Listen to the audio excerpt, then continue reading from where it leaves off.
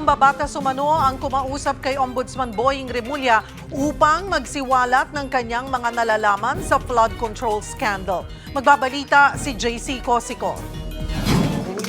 Isang kaibigan ni Ombudsman Boying Remulla ang tumawag sa kanya nitong Miyerkules ng umaga. Patungkol daw ito sa maanumalyang flood control projects. Isang congressman from Quezon City who wants to tell all.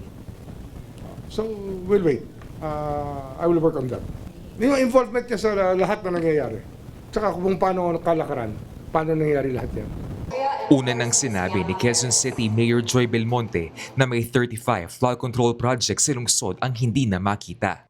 Kasabay nito, inatasan na ng Office of the Ombudsman ang Department of Justice na magsagawa ng preliminary investigation kaugnay sa 5 ghost flood control projects sa Bulacan. Kabilang sa mga dawit dito sina dating Bulacan 1st District Engineer Henry Alcantara, Assistant District Engineers Bryce Hernandez at JB Mendoza, gayon din ang contractor na Sims Construction Trading.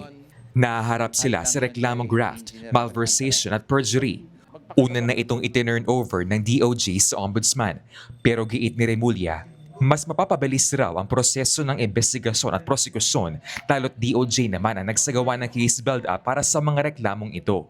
We are returning it to them already.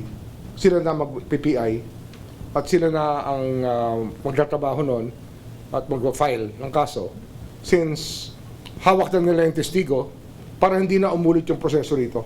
Inaasahan ng Ombudsman na magkakaroon na resolusyon dito pagdating ng November 20. May ikipagpulong naman si Remulla sa Sandigan Bayan sa Lunes, October 27 para pag-usapan na magiging mechanics ng restitution o pagsasauli ng mga perang nawala dahil sa anomalya sa flood control projects.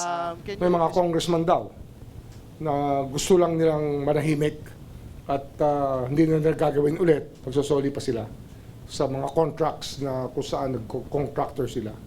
Marami naman ganun. That's why we want to lay down the mechanics in the Sandigan Bayan.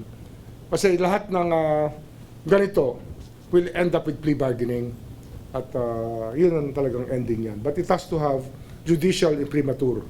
Hindi natin pwedeng gawin yan on our own here. We should seek the court's clearance para matapos yan. Matapos namang makipagpulong sa Philippine Competition Commission, natuklasan ni Remulla na mayroong isang tao na lagi umanong talo sa mga bidding sa flood control projects pero ito na raw ang naging kabuhayan. May porsyento pa rin kasi na project cost o halaga ng proyekto na napupunta sa losing bidder sa kanilang paghahati-hatian. Iniimbestigahan na rin ito ng Ombudsman. Para sa 1PH, JC Cosico, News 5.